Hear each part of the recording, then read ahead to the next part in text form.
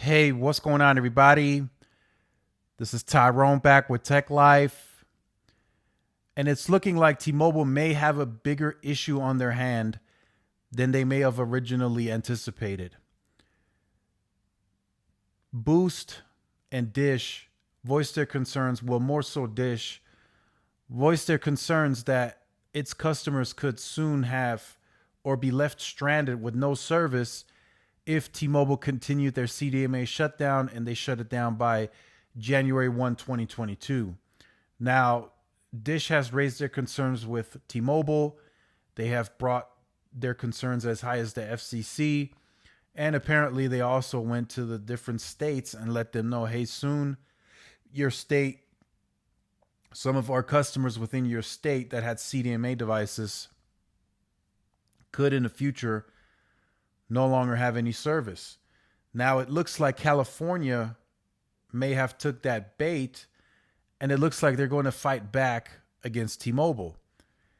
And as you can see by the article, T-Mobile apparently lied to government to get Sprint merger approved, ruling says. I think that's a bit of an aggressive statement. It's almost a claim, an accusation. So could there be some truth to it? Sure, but of course, unless there's hard proof, it's all speculation. So, to give you my brief thoughts on this, the merger can't be done. No matter what California says, no matter what Dish says, it just can't be undone. It's just too far gone. It's too deep in. They got several approvals from the right organizations that they needed. It got taken to court. They won in court. The merger is just not. It just can't be undone. So what T-Mobile is likely going to be willing to do here, and I've said this in videos way back when I was covering the merger, the trial and everything. According to what I was reading, T-Mobile could be fined up to 100,000 per offense. And whatever that total amount equals to, it's still going to be a lot cheaper versus having to keep that CDMA network up and running for an extended amount more time and not being able to decommission the Sprint sites. Because at that point, T-Mobile is on their OPEX, on their operations costs, they're operating two networks. It would be way too expensive to keep that running and not to be able to decommission that side of the network.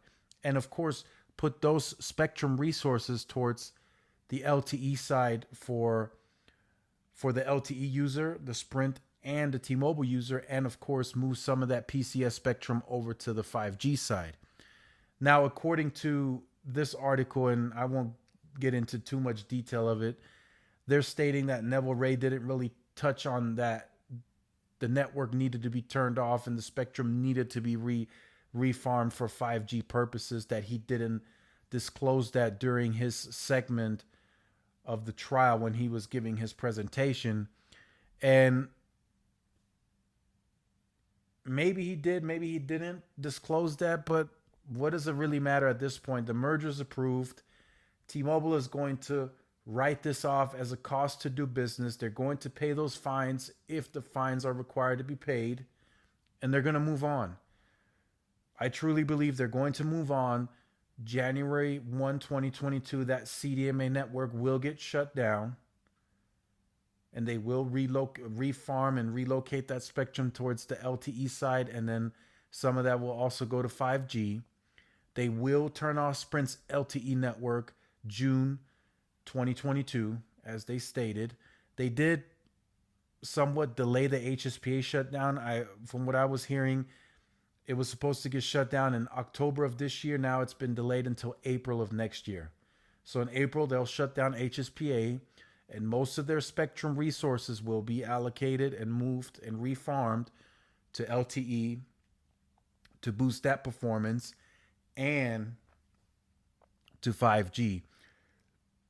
I'm hearing that there's something big going on behind the scenes. There is a big plot, not a plot, but a plan for T-Mobile to become much more aggressive on migrating Sprint accounts, not the TNX. It sounds like to me from my source, the TNX wasn't really a big deal.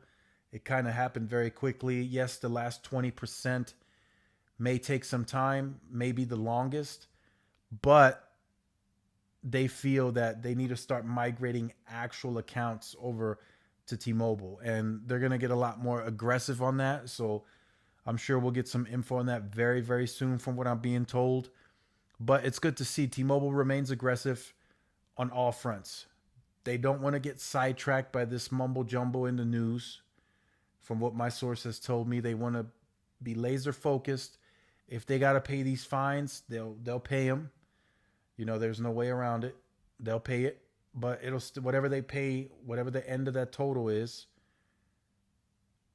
it's going to be cheaper than what they would have to pay to keep that CDMA network up and running, maybe until 22, 23, who knows.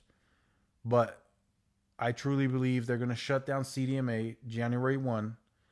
The LTE network will be shut down in June, and they're going to migrate more accounts, actual accounts, lines over to T-Mobile. Once I have more info, I'll let you know how they plan to entice that from happening. I know there's still unpaid leases out there for Sprint customers that T-Mobile said would need to be fully paid to migrate.